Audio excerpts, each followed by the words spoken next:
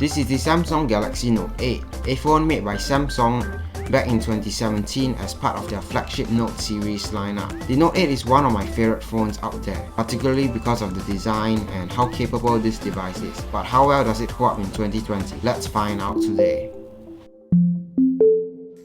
This Galaxy Note 8 cost me $250 and there's a small scratch. Other than that, it should be fine. So unboxing it, there's a sleeve, and upon removing the sleeve, it reveals the box. The box is unsealed as expected as it's used.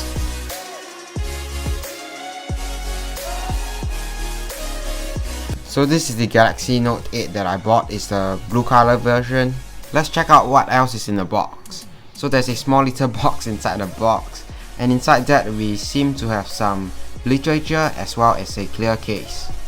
Taking it out from the plastic reveals two things: the quick start guide, the Galaxy Smart Switch, as well as a clear case. This clear case is quite sturdy and it's not those cheap ones that I thought it would be. And also inside this we have a SIM ejector tool. That's all for the additional box. There's also a 15-watt adaptive fast charging included in the box for free. This small little packet has a tweezer as well as exchangeable S Pen tips. As you know, the S Pen has tips which are worn out after years of using, and you can just change it. And we also get a USB to Type-C adapter, as well as a Type-C to micro USB adapter. And time to check out what's on the top compartment. So inside here we got some cable spaghetti. Let's take it out one by one. So this is the unused AKG earphones that Samsung provides, probably one of the best inclusions. And we also have some exchangeable ear tips for the AKG headset, as well as a USB to Type-C cable. Now it's time to check out the phone's display. So this phone has a 6.3 inch 18.5:9 2K 60Hz AMOLED display, which is gorgeous. Flipping it to the front shows the dual camera setup as well as some sensors and the fingerprint sensor. Also the Samsung logo embossed. At the bottom we have our headphone jack, charging port and speakers, as well as the S Pen. At the top we have our SIM tray. Now for the camera. So this is the first Samsung flagship with a dual camera system. And you get a 12 megapixel main camera and a 12 megapixel telephoto camera. This camera is amazing at a bokeh effect. And even if you don't want a bokeh effect, images are still gonna look pretty crisp and clear. And if you do need to zoom in, you can zoom in 2 times without losing any detail. Nighttime shots on this phone is also pretty good. You can see that there's hardly any noise and it's quite crisp and clear. Rear video, there's 4K, but I'll recommend 1080p more, as the 1080p quality on this is really good.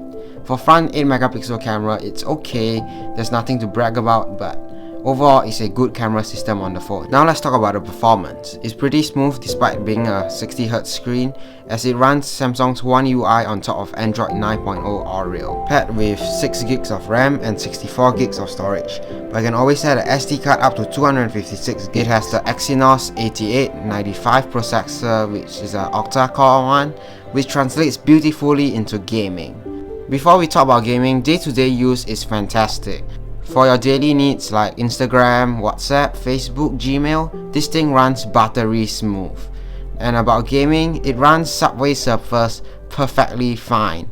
And if you want to play Among Us, this phone runs buttery smooth also. Before we continue, I would like to announce the Lego Z20 giveaway. The winner is assessed by using a random number generator, and looks like out of the 27 entries, 14 is the winner. So I'll count down 14 places from the top, and it goes to Marie Tess. Note that only verified entries will be considered. So I contacted her via email, and for the latest updates you can go to my Instagram page at MyDailyTech to find out. I assessed that she has subscribed to my channel as well as watching 76% of that video. Let's get back to the video. So by the way, this phone can run Fortnite, as this is one of Samsung's 8 series and above that is a flagship and has the Galaxy Store.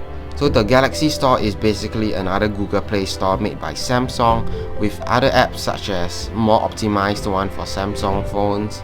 Fortnite runs pretty well on this phone. It's quite laggy sometimes, but the lag isn't too bad. I think if you want to play Fortnite, you might want to switch to the Galaxy Note 9 instead, as it's more powerful and the lags, it's more minor. Yeah, I could say that. And I even managed to get the Victory Royale. However, the battery life on this phone just can't make the cut.